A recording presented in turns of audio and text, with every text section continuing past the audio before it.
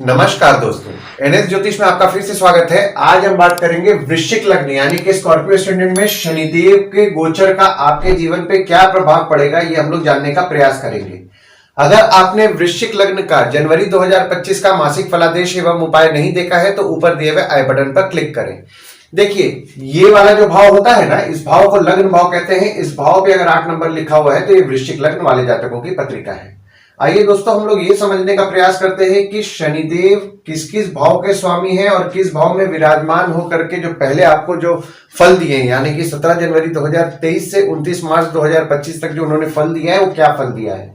तो शनिदेव आपके तीसरे भाव के स्वामी हैं और आपके चौथे भाव के स्वामी हैं, जो कि चौथे भाव में विराजमान हुए थे 17 जनवरी 2023 से 29 मार्च 2025 तक। और शनिदेव चूंकि देखिए आपके चौथे भाव में अपने राशि में ही विराजमान थे, तो आपके पत्रिका में शश नामक पंच महापुरुष योग का निर्माण किए हुए थे। देखिए, तीसरा भाव जो होता है वो होता है आपके स्वयं के पराक्रम, धैर्य, छोटे भाई बहन, पड़ोसी, डेली के प्रवास का होता है। यानी कि पराक्रम को आपके बढ़ा रहे थे और आपकी माता द्वारा आपको धैर्य की प्राप्ति हो रही थी। माता से आपको हिम्मत भी दिलाया है उन्होंने 17 जनवरी 2023 से 29 मार्च 2025 तक। और शनिदेव आपके चौथे भाव में जो विराजमान हो गए, तो देखिए चौथा भाव होता है आपके सुख, माता, घर, वाहन का होता है। तो आपके घर, वाहन, माता का सुख तो आपको निश्चित तौर पर दिलाया है 17 जनवरी 2023 से और 29 मार्च 2025 तक। यानी कि सुख, माता, घर, वाहन आपको निश्चित तौर पर शनिदेव द्वारा प्राप्त हुआ है। और शनिदेव की तीसरी दृष्टि पड़ रही है आपके छठवें भाव में। हालांकि देखिए यहाँ पे शनिदेव की नीच की दृष्टि आपके छठवें भाव में पड़ रही है और छठवां भाव होता है आपके रोग, ऋण, शत्रु, मामा, मौसी का होता है। आपके शत्रु कॉम्पिटिटर को निश्चित तौर पर कम किए हुए थे 17 जनवरी 2023 से 29 मार्च 2025 तक। मामा मौसी से मनमुटाव होने की संभावनाएं बना रहे थे। और शनिदेव की सातवीं दृष्टि पड़ रही है आपके 10वें भाव में और 10वां भाव होता है आपके बॉस, पिता, काम, ऑफिस का होता है। तो शनिदेव की दृष्टि आपके 10वें भाव में पड़ रही है, तो बॉस से मनमुटाव होने की संभावनाएं बन रही थी 17 जनवरी 2023 से 29 मार्च 2025 तक।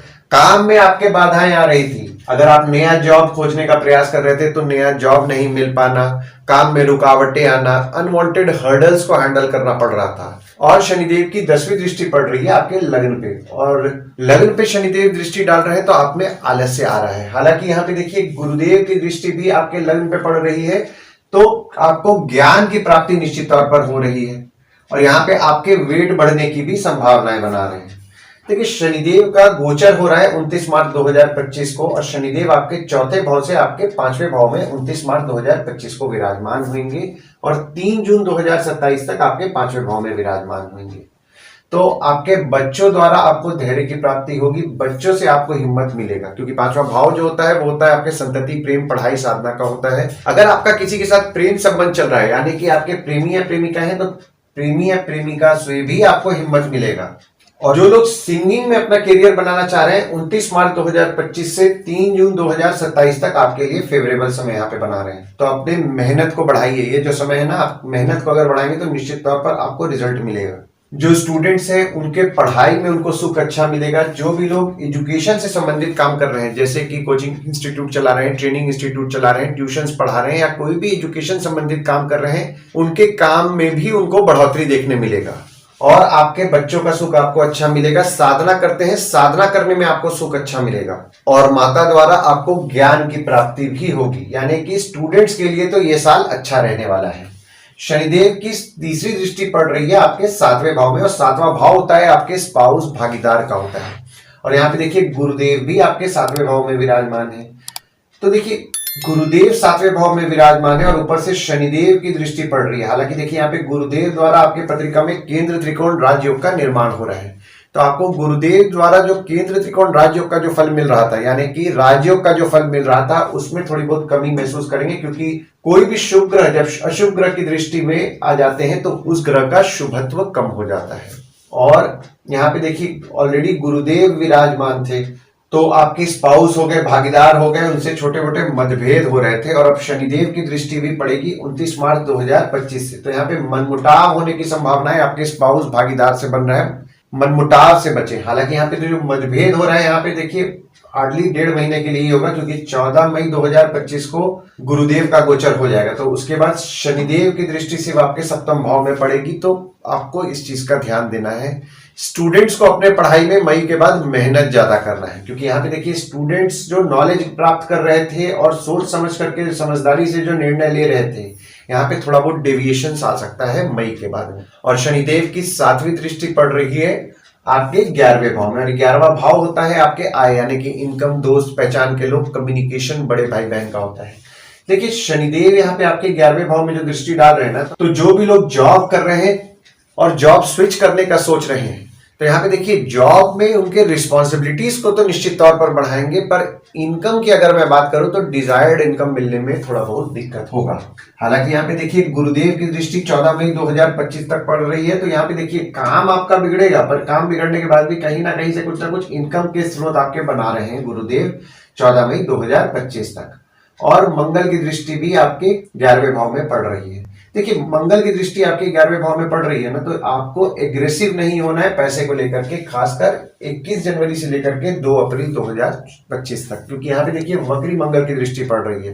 तो पैसे को लेकर के हो सकता है आपको क्रोध ज्यादा आए, और पैसे अगर आपके अटके तो छोटे मोटे विवाद करने का आप संभावनाएं बना रहे हैं, तो यहाँ पे देखिए विवाद से आपको बचना है।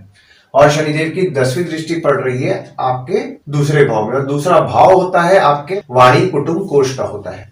देखिए दूसरे भाव में जो शनिदेव दृष्टि डाल रहे हैं, तो आपको सेविंग सोच समझ के खर्चा करना है, अनवांटेड खर्चे से बचना है, क्योंकि यहाँ पे देखिए आप अनवांटेड कुछ खर्च करेंगे जिसके कारण सेविंग्स टूटेगा, इस चीज का आपको ध्यान देना है। पारिवारिक मनमुटाव हो सकता है, मनमुटाव से आपको बचना है। और मंगल की दृष्टि भी देखिए 21 जनवरी से 2 अप्रैल तक पड़ रही है, तो कटुवाणी बोलने से बचना है और पारिवारिक विवाद में नहीं पड़ना है, कोशिश कीजिए विवाद में ना पड़े। और गुरुदेव जो आपके 7वें भाव में विराजमान है, आपके दूसरे भाव के स्वामी हैं और आपके 5वें भाव के स्वामी हैं, जो कि 7वें भाव में विराजमान है 1 मई 2024 से 14 मई 2025 तक। तो अगर आप सेविंग्स करने का सोच रहे हैं तो स्पाउस द्वारा अगर आप सेविंग कर रहे हैं तो आपको ज्यादा अच्छा फल मिलेगा। भागीदारी में काम करते हैं, भागीदार द्वारा आपको कुछ लाभ होने के योग बने, यानी कि आपको काम कुछ ना कुछ भागीदारी के साथ अगर आप कर रहे हैं तो कुछ काम आपका ऐसा होगा जिससे कि सेविंग निश्चित तौर पर होगा। और मंगल जो है, मंगल आपके लग्न के स्वामी हैं और आपके 6वें भाव के स्वामी हैं, जो कि 8वें भाव में विराजमान है। तो देखिए मंगल आपके 8वें भाव में तो विराजमान है, लेकिन वक्री भी है 21 जनवरी से 2 अप्रैल तक।